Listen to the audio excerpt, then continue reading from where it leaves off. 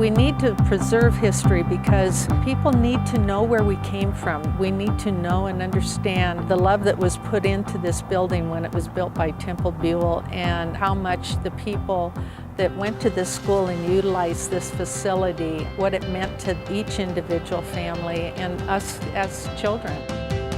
We're standing here at the site of the Fruitdale School. This property was originally deeded to Jefferson County School District in the 1880s. And behind me you see a red brick building that was originally designed by noted Denver architect Temple Buell. It was constructed in the 1920s. The yellow brick portion of the building was in the 1950s. This entire property is on the National Historic Register, and it will continue to bear the name Fruitdale when it becomes the Fruitdale Loft Apartments. The city had owned this building for a while. They didn't really know what to do with it because it was becoming difficult to renovate on their own for almost any use. And so they did an RFP, and I saw that. We sent in a proposal and ultimately got selected. And the reason I sent the proposal in is that the original architect for this beautiful building is Temple Buell. And as a young architect, when I was 25 back in the mid-80s, I met him. I asked him to show me around his office, and we talked about architecture. This is his oldest remaining school building, and it's always been really important to me to be able to help restore buildings of this caliber. And knowing that it's Temple Buell's oldest building still standing as a school, of course I had to be involved. It just really spoke to us as a building worth bringing back, and seeing the graffiti and the destruction, it felt like the right thing to try to preserve it and bring it back to what it used to be, which is a pretty grand old building with beautiful brickwork and lovely old windows. This is probably one of the most exciting things that has happened here in the Fruitdale Valley forever. I started in this school in 1955 and went through first grade through sixth grade here. The little cottage house here, when I was here, that was a library, and the books for the most part were donated by the people here in the community. The school was the hub of Fruitdale Valley, and so to see it coming back alive again is exciting. Here we are in a classroom from the original 1920s part of the building. This space will be converted to an apartment. And you can see that there's really tall ceilings in here as it is, but there are also available height in the attic space, which you can see through that hole. That additional height will allow us to create a lofted bedroom for this apartment. So this portion of the building was originally constructed in the 1920s, and it has really good bones, which is part of the reason that it's being repurposed. You can see here some of the original brick underneath this classroom wall. And exposed over in this corner, you can see some of the original floor joists, which are taller than you would typically see in a more contemporary building. As you can see, this hallway is unusually wide. It is one of the historically notable features of the building, and this width will be preserved in the reuse of the building. Here we are in the gymnasium. This portion of the building was constructed in the 1950s. You can see it's not in great shape now, but it will be repurposed for a few different apartments in the future. The backboards in here, an interesting fact, are also part of the historic designation, so they will remain intact in the two apartments on either end of this space. Okay, here we are, Fruitdale Lofts, and we're underway with our worst part of the job, which is abatement for hazmat issues throughout the building. We're all excited about this project and its infancy during the early stages, and we have a great nucleus right now, and we're all excited, and the meter's running, so now we got to get done. We've been in some real extensive demolition, meaning we're saw cutting the concrete floor which is existing to get all our rough in for the plumbing and electrical. Also, the demo has been very extensive with our amount of all the lath and plaster, old ceilings and walls that were in the original construction. Demolition is very fun. I mean, we do a strategic saw cut for the layout. And then once we do that, we section it off. And then it's just a lot of guys having a lot of fun with peeling up of the concrete and then excavating the soil. And of course, there's nowhere to put it except for in your own way. But you know what? That's part of what we do. Estamos tumbando las paredes ahorita porque quieren grabar todo cuando esté cayendo la pared para abajo. Y ahorita vamos a seguir en el segundo cuarto a tumbar la otra pared. A mí me encanta mucho hacer la demolición, cómo tumbar todo. Eso es lo que me encanta a mí. And then go from center to center of your P-trap a foot. So what he's doing right here is he's plumbing in a bathroom group. He's working on the 2 P-traps. That's going to be for the floor drains for the water heater. And then we have back here is a stack for your washing machine. We've got all the old stuff taken out, and we're starting to build the new layouts of the apartments, and it's kind of exciting. These 2 apartments will be the same layout as below, but they'll be 2-bedroom instead of 1-bedroom because we're going to pop up into the attic with a spiral stair access loft bedroom. So we're here to just walk everybody through the building, and we want to just show the mayor and city manager and council members what the building is starting to look like. We're going to cover this with a new layer of what they call OSB, wood subfloor, that wafer board. This was one big auditorium, multi-purpose space. But I think by the time Dennis and others started in school here, this was already here. This was done in the 50s. And then these 3 apartments will be full height. They'll have the basketball hoops right over the dining table as a feature from the old school. It's been a lot of work, as you all know, but it's going to pay off big time. Similar, over the next couple of months, the inside's going to change a lot. We're going to build all the new walls and start pulling all the conduit in the pipes more than you see already. Just after we completed the demo, which made just a shell of the building, we lay down the subflooring, which actually has a 5/8 thick kinetics board, which is more for sound absorption, so people below don't hear the rumbling and the people walking around up here on the upper floor.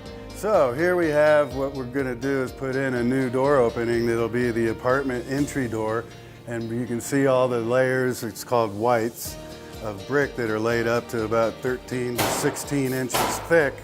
So we cut out a notch, and then we could cut the rest of the doorway out to insert the door frame.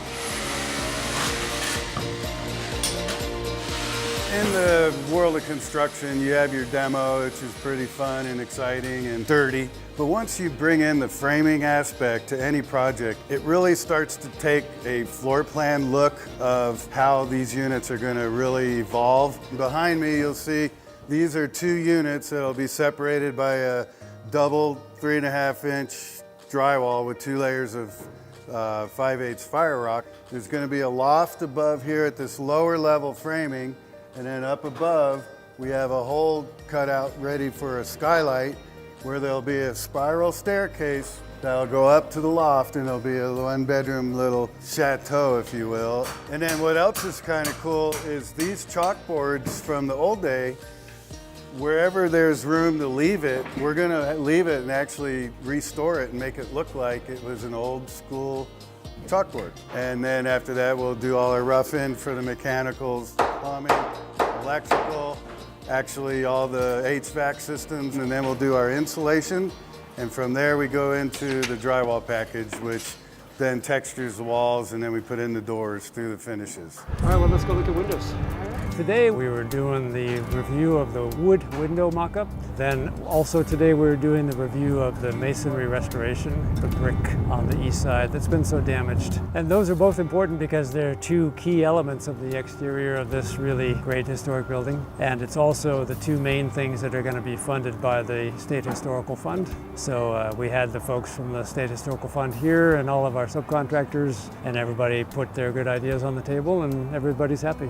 So yeah, let's talk about where we want to do those stops. So the importance of maintaining the historical integrity is really from a few different perspectives. One is this building deserves it. It's also on the National Register, and part of the financing of the overall redevelopment is historic tax credits. And to get those historic tax credits, you have to maintain the historic integrity.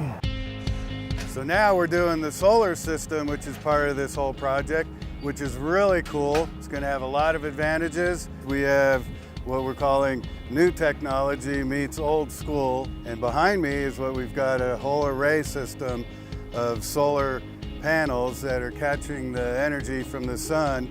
And what it's going to do is produce qualified energy restored right back into the building units. So as you can see, we have this whole square footage area that is working in conjunction with this roof system. And all that energy goes to those panels and distributes through the 15 apartments here, and then the little cottage house as a 16th unit that are going to be able to take advantage of all this prime sunshine solar power.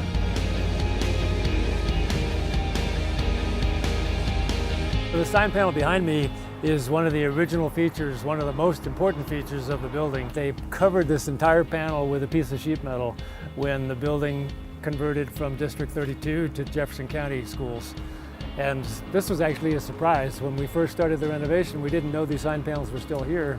We pulled off the sheet metal and there they were. This whole sign panel will be stained, and when we're done, it'll be like it's a piece of carved sandstone.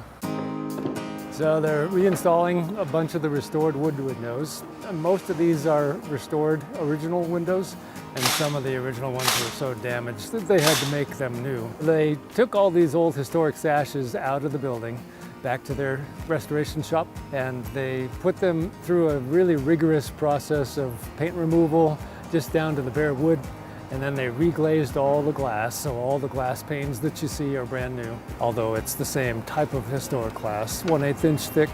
And then they put them in spray paint booths and got all of the paint put back on in a really good adhering fashion so that they're as good as new, literally. So this whole window, including this structural column in the middle and the new jambs, is brand new. And it's the same detailing ultimately as the window over here that was historic. This one's been rebuilt because when the school district added the addition on this side, they completely bricked in this opening with concrete block. And we've taken that all out, of course, and now we'll put in the new sashes so that ultimately when we're done, you won't be able to distinguish this window opening that's new from that one, which is historic. Well, these windows are kind of the face on the building. If you look at any historic building, and most of them are brick because of the age, the two components that are really critical to get right in terms of restoration are the windows and the masonry. Okay, so here's the brick, and a lot of these are completely new brick, reinstalled to match the original. So they had to salvage a bunch of the historic brick from other parts of the building. A lot of this was really damaged because for about 100 feet this way, the school district put on an addition like the west side of the building, and they just did a lot of damage to the original brick. So this has all been rebuilt, this detail through here. Well, you kind of want to give it a hug because, you know, this is the main frame, the structural frame of the historic building, and now it's back. It's been restored. So here we are at the north end of the old gymnasium. You can still know that because of the basketball hoop. And we're getting all these guys. LJ's one of the master HVAC fellas, putting our mechanical system together. Here's the cabinets behind me. We've got lights going in. We're just about ready to move in. It's pretty amazing what these guys have done over the last few months. So here's a little bit of our landscaping. It's a good example of the edible landscaping concept that we have. These are cherry trees, so when they hopefully will have fruit every year, we'll be able to harvest cherries, either for the residents here to bake pies or to give to the community members. And we've got other fruit trees around the front, apples and pears and plums. And then the very final next steps will be to just get all the sinks and the light fixtures and all the various trim throughout the building and turn it all on and get people to move in. So a little later today, we're going to have some folks from the Wheat Ridge Historical Society come through. They have not seen the building for months, and there's been a lot of work that's happened. I think they're going to be pretty excited. The kitchen will be on that back wall, the dining table over where Susan's sitting, and then living over in here. Okay. How are you going to be back there? Yeah. Oh, cool. Isn't that fun? Yeah. Why the seeds are for plants. Like perfect for orchids. I think it's great. My daughter went to 2nd grade here, and I think it looks great. I'm glad they're keeping the exterior original. It really looks good. You know, we watched it for months while it's been in process from the street. From the standpoint of the Historical Society, we are glad that it's taken place as it has. She was one of the key reasons this building got saved. Oh, wow. Way back when. Congratulations. She got the community mobilized. So a whole group effort. Mm-hmm. One of the things that we have done that I think is really important on a project like this is we provided a lunch for all the workers to really thank them a little bit for all the hard work. If you add it all up, there's probably thousands of people that have formed the entire team. And so one small thing we can do just to thank them for all that hard work is to feed them lunch one day. Can't say enough about teamwork. It's one of the things that drives us in all of our projects. And on this kind of a project, it's even more important because there's no standard details like there are on a new apartment building. Almost every time you turn the corner, you've got a different condition or you've got to figure out something that's a little bit custom. So you got to have a team that works well together and they don't get fazed by a little different condition here and there. Well, now that it's finishing up, it's such a good feeling to see everybody's ideas come to fruition and just see the building start to look beautiful again. The hallways, the old classrooms turned into apartments. I think everything just has a beautiful feel of it's clean and it's elegant and it's simple and it's a lovely tribute to a beautiful old building. So this is a finished unit. This is probably one of the nicest light-filled units. It's the ground floor south-facing, and you can see the kitchens are pretty spacious. The living room, beautiful south-facing light through the historic windows. So this is a second floor unit, south-facing, and again, it's got amazing light, 3 beautiful historic windows in the living area. And then this one has the added benefit of the upstairs little loft with a really fun spiral staircase that goes up.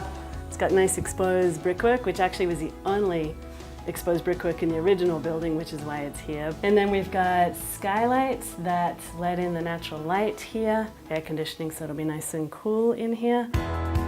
This is so cool because not only is it historic, I love the ownership team, the consultants, the architect, we're all almost like a family. And what's really rewarding is once we see our obstacles and we overcome them, I personally get to see it come to life.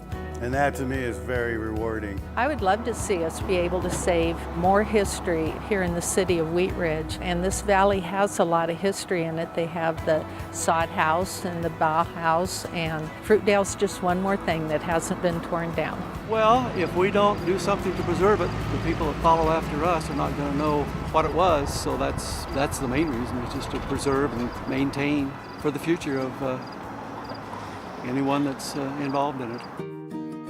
Hello, and welcome to Fruitdale School Lofts. This is a building literally for the community, and we're very happy to be a part of that. What that thing that we're trying to create is a small town feeling.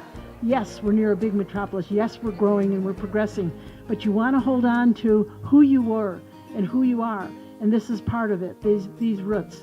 As in the days of old, a vision, determination, and grit is what was needed to develop this vandalized, neglected building into future homes for many. 1, 2, 3. This project benefited our economy and our environment in the city of Wheat Ridge, and this is going to be a great location for new families, new friends, and new beginnings for a lot of different people in our area and the Fruitdale area. So congratulations to everybody who was part of this project. It feels so good to see the school sort of transformed and a lot of the little relics from the past, the chalkboards and the basketball hoops. It's so exciting to see. I'm so impressed. How they fit this all in here. Oh, there we go. I could not imagine how they were going to do this. I am amazed and thrilled. I didn't think I'd live long enough to see it saved. It's a symbol of a community that worked and lived together. You know, to be a part of this has been an exciting adventure because it was more than brick and mortar. It was a home to all of us. So 100 years from today, you will all be invited to another celebration of the Fruitdale Lofts. A home to many that evolved from a one-room school building with a potbelly stove to a building heated by a cold stove furnace to housing that is now heated by solar power. An exciting future that we have to look forward to. Thank you. Well, one of the reasons I like doing these kinds of projects is that it really touches people's hearts and souls. There's so many people that went to school here that wanted to see this building saved, and to be able to help the community of Wheat Ridge achieve that just means a lot to us.